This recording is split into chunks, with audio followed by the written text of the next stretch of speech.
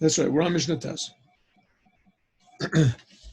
Huh? We're on Yud? No, Test, yeah. Is that right? No, you're right. You're right. Mishnah Yud. You are right. Mishnah Test was anyone who does the Torah from poverty will do it in richness, etc. Now Rabbi Meir. Oh. Rabbi Meir.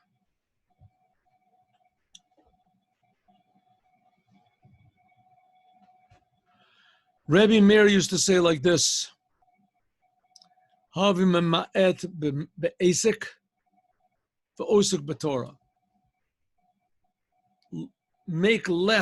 Put less emphasis on making money and more emphasis on learning Torah. Number one. Number two, Havi shefel ruach b'fnei kol adam. Be humble in front of everyone. Humble. We learned this before. Remember we said, who is a wise man? Someone who learns from everybody. Ve'im batalta min Torah. If you did not learn the Torah, if you wasted time and decided not to learn Torah, well, you've got a lot of company. Yesh lach batelim harbe kenegdach. You have a lot of people on your side, right? That think that it is a very good thing to not learn the Torah so much, right? The main thing is making money, working, and then find a little bit of time to learn the Torah, right? That's what they think, but it's not right. Torah, if you decided to be one of those few that actually work at Torah as hard as other people work at making a living, yesh lach schar harbe litein lecha. God has a lot of reward to give you, if for no other reason than no one wants the reward. So he's got it for you. Omer Rav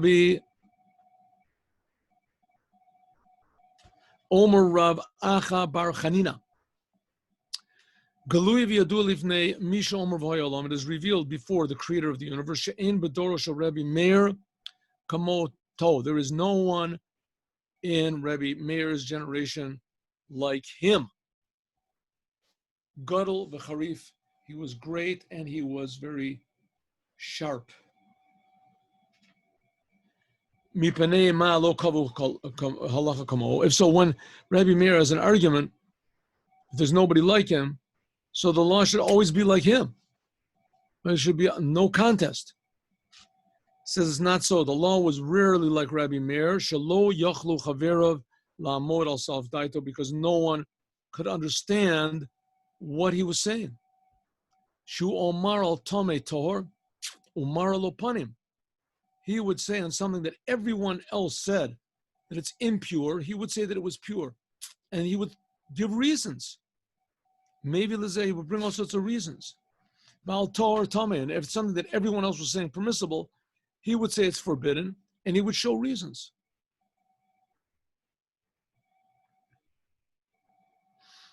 But nevertheless, the law was not like him. Why? Because even though everybody knew he was a serious person, he was a God-fearing person, he wasn't just doing it to show off or to lord it over everybody else and to show everybody else they don't know what they're talking about. He really believed that this was the truth, what he was saying, and he brought proofs for it. But the law was not like him because no one could simply understand what he was saying. They couldn't understand it. It was too deep. Shanu, we learn, Lo Rabbi Meir Shemo, his name was not Rabbi Meir, but his name was Rabbi Nohorai. Nohorai also means to shine. Lama Nikra Shemo Rabbi Meir. Why did everybody call him Rabbi Meir? His real name was Rabbi Nohorai. Shehu Meir Einei Chachamim Balacha, because he illuminated the eyes of all the wise men in law. Rabbi Muvhak, who was the rabbi of Rabbi Meir, the main teacher of Rabbi Meir, was Rabbi Akiva. He learned it by Rabbi Akiva together with Rabbi Shimon Bar Yochai. V'gam also lomarit so Rabbi Yishmael, and also he learned by Rabbi Yishmael. Rabbi Yishmael was the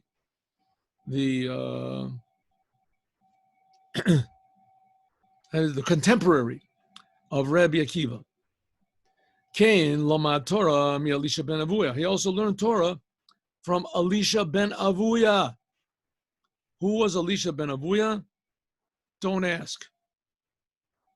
Elisha ben Avuya was one of the four that went into the secrets of the Torah. Him and Rabbi Akiva, Rabbi Ben Azai, Ben Zoma. We had Ben Azai and Ben Zoma already. We had Elisha ben Avuya also. And he was, in the Torah, he's referred to as Acher. He went into the secrets of the Torah and he became an apostate. He denied the truth of the Torah. He denied God. And Rabbi Meir used to learn Torah from him. V'lo nimna milishama Torah mipiv. And he did not stop learning Torah from him. Gam achrei sheyetzu Elisha ben Avuya letarbos ra. And he did not stop learning. Rabbi Meir continued learning Torah from Rabbi Elisha ben Avuya, because he was a tremendous genius. Even after Rabbi Elisha ben Avuya, his heart changed to deny Hashem and the Torah. They used to call him Acher. Chachamim or Mu'alav, the Chachamim said about Rabbi Meir, min riman matzah, Rabbi Meir found a pomegranate. Elisha ben Avuya, the big sinner, idolater, denied the whole Torah, but nevertheless he was filled with Torah, filled. How could Rabbi Meir learn from such a detrimental person like that? Says the answer is very simple. He ate the fruit and he threw away the peels. He threw away the peels. Now, probably from Elisha ben Avuya, it was exactly the opposite. Elisha ben Avuya, he probably thought that the Torah that he knew, and he knew the whole Torah. I mean, he was a tremendous genius. He knew all the secrets of the Torah, all the Kabbalah, everything. Probably he thought that was the shell. And the inside was his own heart. Right? He wanted to worship idols, whatever he wanted to do. A person can know the whole Torah, he can know everything, but it doesn't have any effect on his heart. But Rabbi Meir said it exactly the opposite. That Rabbi Elisha ben Avuya was a big sinner, that was his klippah, that was on the outside. And the main thing inside of him was really the Torah. And there's a whole long story about after Elisha ben Avuya died and there was smoke coming up from his grave, Rabbi Meir saved him and went to hell, went to heaven, a whole big, it's brought a lot in Chassidut also. Gadol hayah chelko shel Rabbi Meir b'sidur Mishnah. Rabbi Meir had a very big part in arranging the Mishnah. Shechein omer b'Sanhedrin, because it says in the Sanhedrin, Stam Mishnah Rabbi Meir, Aliba the Rabbi Akiva.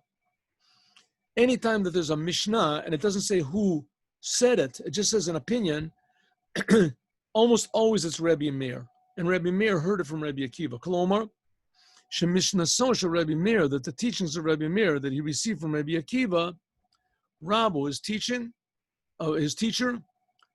Huncha liyasod b'sidur Mishnah. This became the foundation of the Mishnah. Okay, for those of our listeners, participants that don't know what the Mishnah is and what's going on. When Moses went up on Mount Sinai, so he received the Torah, the written Torah, and he brought it down. After he was there for 120 days, he finally brought it down to the Jewish people. And God forgave them for worshiping the golden calf. And he brought down the Torah. But you can't understand the Torah. You can't understand it. It's totally impossible to understand the Torah.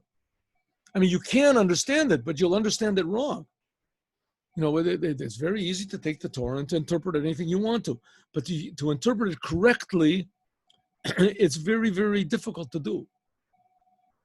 But that was called the oral Torah. The oral Torah was passed down. God told Moses what the explanation of all these laws were. That says in the Torah, explained. That was called the oral Torah. And that was not written down. It was oral.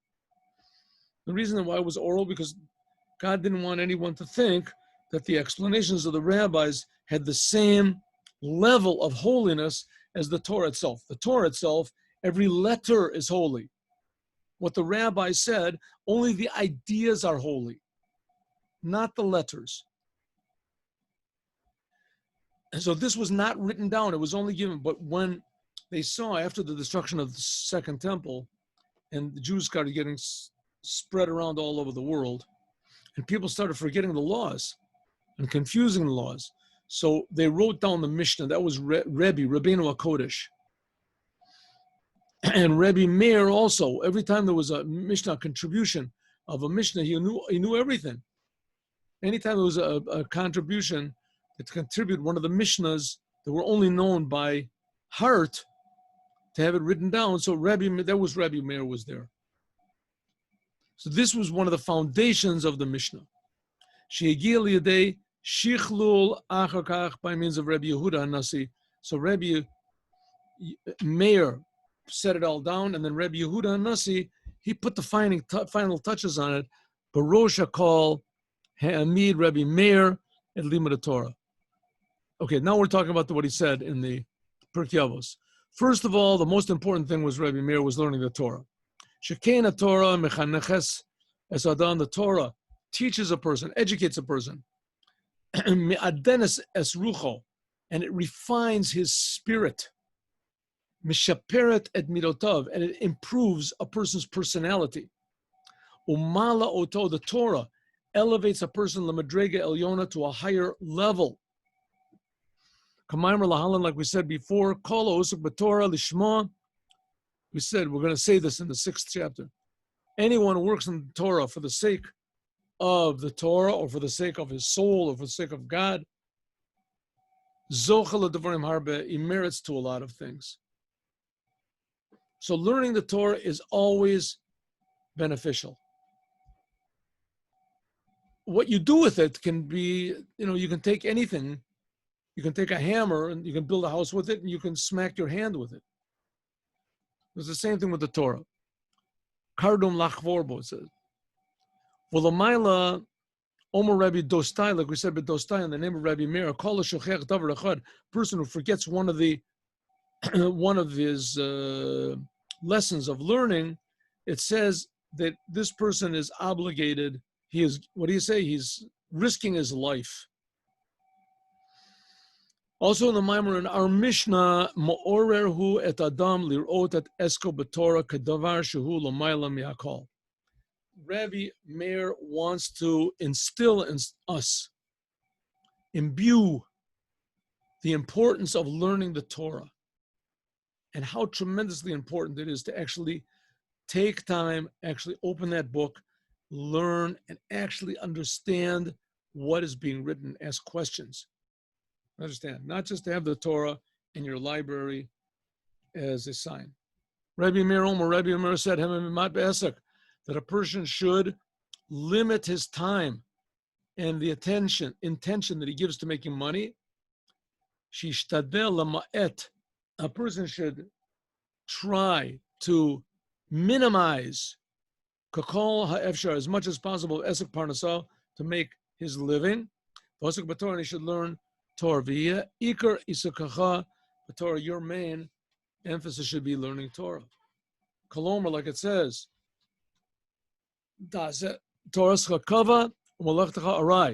you should make your Torah learning set and work in your job.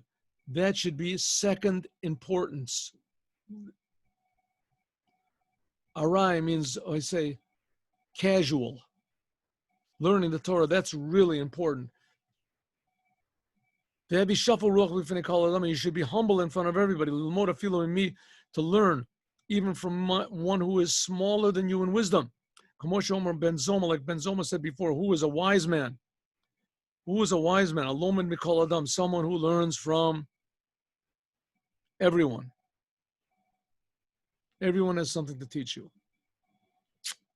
But you can only learn it if you're humble. V'yesh mefarshim, some people say, even when you succeed in Torah, shehiyah maila amitit, that this is the highest level of perfection in the world, and you're learning the Torah, al titke'ebo, don't be, how do you say, don't brag.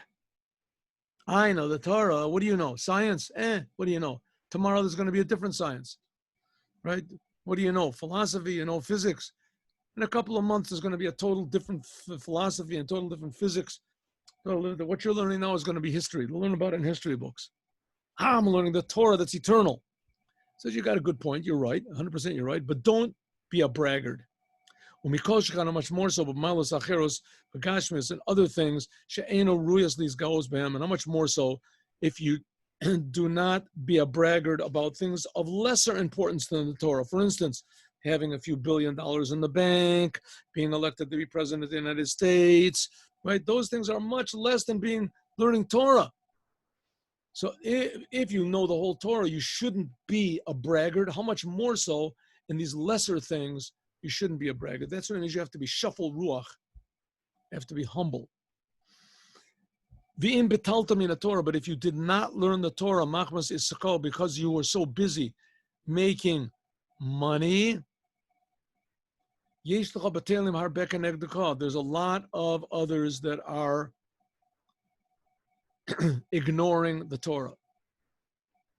Yimsu harba devarim, you can find a lot of people, shiosif lehatridecha, and you can find a lot of other things that will bother you and to steal your time. Ulovatal miTorah, and to stop you from learning Torah. Right? You're interested in sports, you have all sorts of hobbies, you have all sorts of friends, you have all these things are very nice, but it shouldn't steal from your time of learning Torah. The Meiri explains, in betalta min Torah, if you did not learn the Torah, in betalta mimeno v'halachta le'etasek, ba'omenos o malacha, if you did not, this is what the Meiri says, if you did not learn the Torah, and instead you went to learn a job or something else, lo ta'aleh b'zeh malazulascha. Ki yesh lecha b'telim harbe, you're not going to be better than someone else. She'im lamasha, for instance, tiyel socher. You decide, listen, I'm not going to learn Torah. I'm going to be a diamond merchant. Harikama v'kama b'nei adam. You'll find that there's a lot of diamond merchants like you. The Kain b'kol malach is also all the other works. B'korim matana b'telim. The Mishnah calls them batelim. What does it mean? Batelim means worthless. Ki akol efes v'tou berach Torah. Because in regard to the Torah, everything is totally meaningless.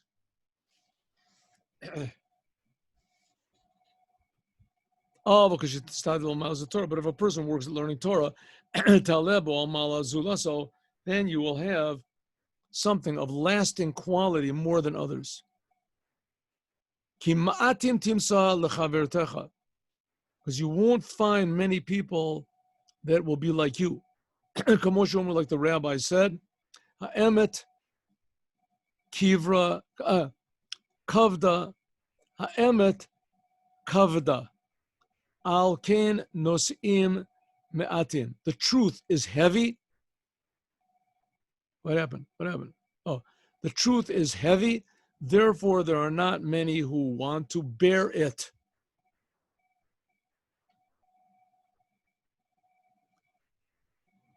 For Rabotenu Amru, the rabbi said, Arba Devarim, there are 4 things, Tashmishu Shel Olam, Pekulam, Im, Avdu, Yeshlem, Khalifim, B'Temuros. There are 4 things that everybody says are really important, and if you lose them, you can always find a replacement. And these are, Yesh Kesef, Motze, Umokom, Lezov, Yazoku. There's silver, there's gold, barzel, iron, and stone, Batsuk, Nechoshet.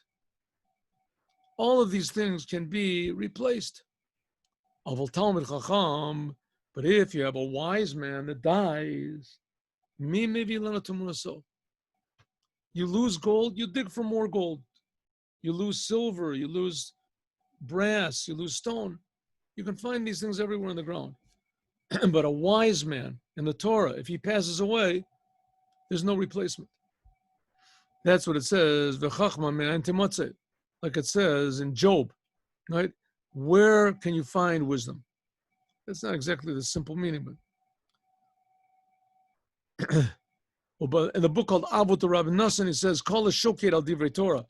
Anyone who is constant in learning Torah, mosrim lo shakdanim kenegdo, then he will find people that will encourage him to learn. Call a botam divrei Torah, but a person who disregards, ignores the words of Torah, he ignores learning Torah. Mosrim lo batelim kenegdo. He'll find people that he can sit with and play, what's it called, parcheesi, or what do they play? Cards or something. Kagon, Ari, Ze'ev, and Nemer, Bardalas, and Nachash, Hagaisos, Valistim. If he doesn't want to learn Torah, they'll send him things to keep him occupied. Like what? Lions, wolves, all sorts of weird animals, snakes. Shein boyim and makifim oto, that they will come and attack. Like it says, that in the end, God is a judge. All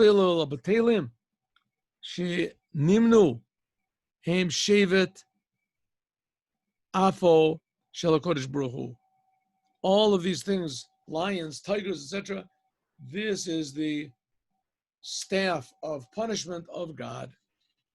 V'shalichov lasod mishpat ba'ovri ratzono. Those people who do not do what God wants, is they get punished. Okay, like we said a lot of times, we see that this doesn't exactly work nowadays. God doesn't punish people anymore because it doesn't do any good. The only reason God punished was so that people would catch themselves and they would figure out what's going on. And it doesn't work. We see God punished, and nobody gets the point. So God doesn't do any punishments anymore. So therefore, nowadays people want to do all sorts of sins, all sorts of bad things. God says, listen, what can I do? How can I make you? I'll send you some Chabadnik to put tefillin on you, or something will happen, to make you do tshuva in a good way. But in any case, we should know that there is divine retribution, or let's not call it retribution, let's call it divine care. Care. And if the more a person learns the Torah, the more benefits God gives to the person. But it could be benefits not exactly what you were expecting. Sometimes the benefits is that God puts a person through tests and difficulties, and that strengthens him and raises him to a higher level of value. His life becomes more valuable and meaningful.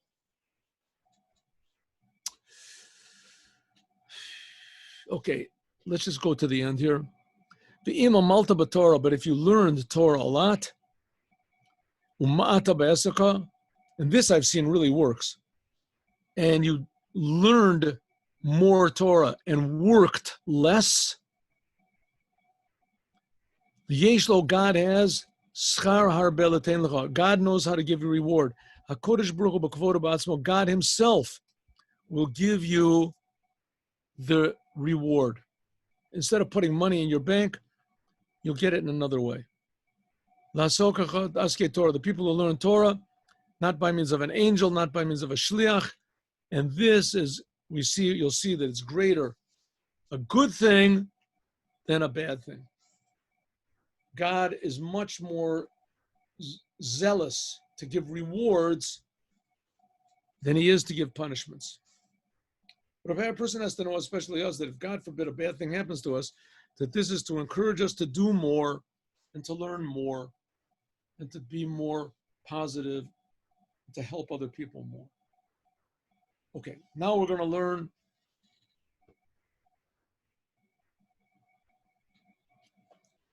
the Shulchan Aruch of the Alter Rebbe. Ready? Here we go. Now this should work here. No, 1 second. Yeah, okay, so